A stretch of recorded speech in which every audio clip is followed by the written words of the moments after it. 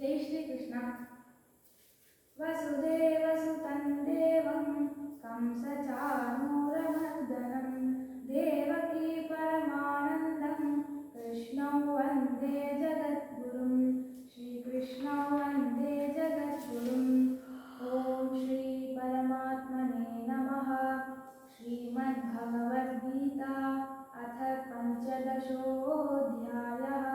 श्रीभगवानुवाच ऊर्ध्वमूलमदशाकम् अश्वत्थं प्राहुरव्ययं छन्दांसि यस्य पर्णानि यस्तौ वेद स वेदवित्।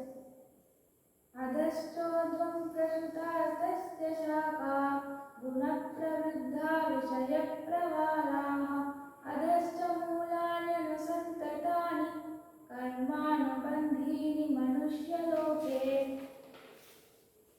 न रूपमस्येह तथोपलभ्यते नान्तो न चादिर्न च सम्प्रतिष्ठा। अश्वत्थमेनं सुविरूढमूलम् असङ्गशस्त्रेण दृढेन चित्वा ततः पदं तत्परिमार्गितव्यै यस्मिन् गता न निवर्तन्ति भूयः। तमेव चाद्यं पुरुषं प्रपद्ये यतः प्रवृत्तिः प्रसृता पुराणी। निर्माणमोहाजितसङ्गदोषा अध्यात्मनित्या विनिवृत्तकामाः द्वन्द्वैर्विमुक्ताः सुखदुःखसञ्ज्ञे गच्छन्त्यमूढाः पदमव्ययं तत्। न तद्भाषयते सूर्यो न शशाङ्को न पावकः यद्गत्वा न निवर्तन्ते तद्धाम परमं मम। ममैवांशो जीवलोके जीवभूतः सनातनः। मनःषष्ठानीन्द्रियाणि प्रकृतिस्थानि पश्यति शरीरैर्यदवाप्नोति यच्चाप्युत्क्रामतीश्वरः। गृहीत्वैतानि संयाति वायुर्गन्धानि वाशयात्। श्रोत्रेण चक्षुस्पर्शनेन च रसनं घ्राणमेव च अधिष्ठाय मनश्चायो विषयानुपसेवते। उत्क्रामन्तं स्थितौ वापि भुञ्जानौ वा गुणान्वितं पश्यन्ति ज्ञानचक्षुषः। यतन्तो योगिनश्चैनं पश्यन्त्यात्मन्यवस्थितं यतन्तोऽप्यकृतात्मानो नैनं पश्यन्त्यचेतसः। यदादित्यगतं तेजो जगद्भासयतेऽखिलं यच्चन्द्रमसि यच्चाग्नौ तत्तेजो विद्धि मामकम्।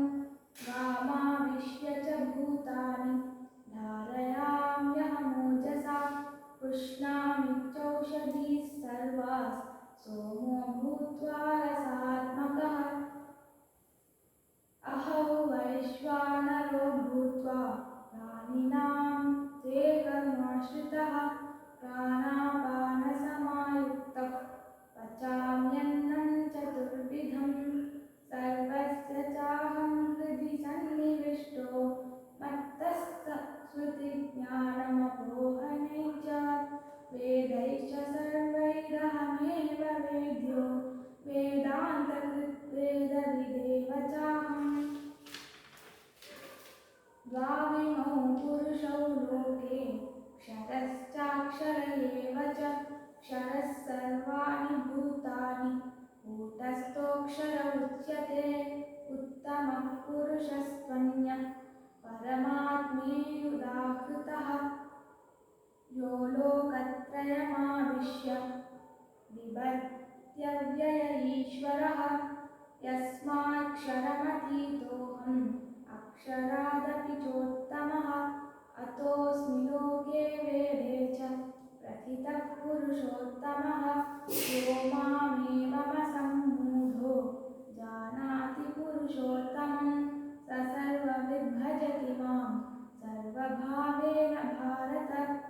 इति गुह्यतमं शास्त्रम् इदमुक्तं मया नघ। एतद्बुद्ध्वा बुद्धिमान् स्यात् कृतकृत्य कृतकृत्यश्च भारत।